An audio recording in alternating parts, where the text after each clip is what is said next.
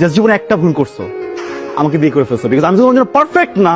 Fine, আমি এরকম imperfect মানুষের সাথে থাকতে পারবো। I want divorce. আবার বলো। আমি ডিভোর্স চাই। আলহামদুলিল্লাহ, আল্লাহর ওয়াস্তে আমাকে মাফ করে এনতে বের হয়ে যা। ভাবা ভাবি সব শেষ। সুজন স্যার, কম্প্রোমাইজ করে এত গরিব মানুষের সাথে থাকা যায়, কিন্তু এইরকম একটা নোংরা মেন্টালিটির মানুষের সাথে কম্প্রোমাইজ করে আমি থাকতে পারবো না।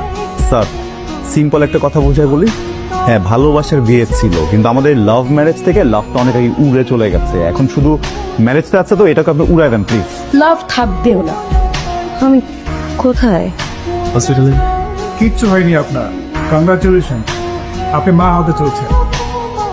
কার মা? কে মা? আরে কার মাকে এই উল্টা অর্ডার প্রশ্ন করতেছো তুমি বোকা? তুমি মা, তোমার পেটের ভিতরে আমার বাবু হচ্ছে, আমি বাবু হতে চলেছি। একটু আগে ডিভোর্স পেপারে সাইন করে আসছি, আমি মা হতে চলছি মানে? আর আশ্চর্য কথাবার্তা।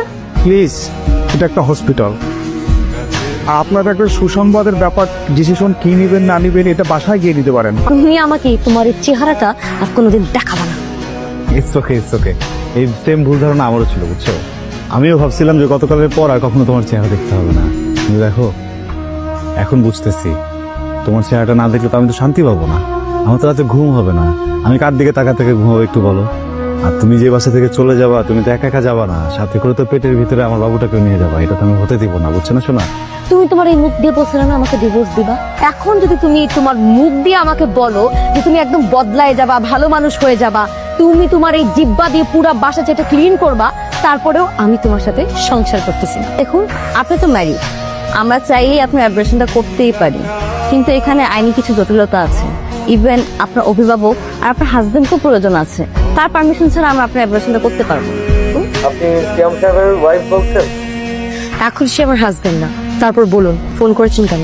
জি, উনি একটা অভিযোগ জানাইছে আপনি নাকি ওনার বাচ্চা অ্যাবর্শন করতে যাচ্ছেন। মানে আপনি বললেই হবে নাকি? দেখুন ম্যাম, এটা আমার কথা না, এটা কোর্টের কথা।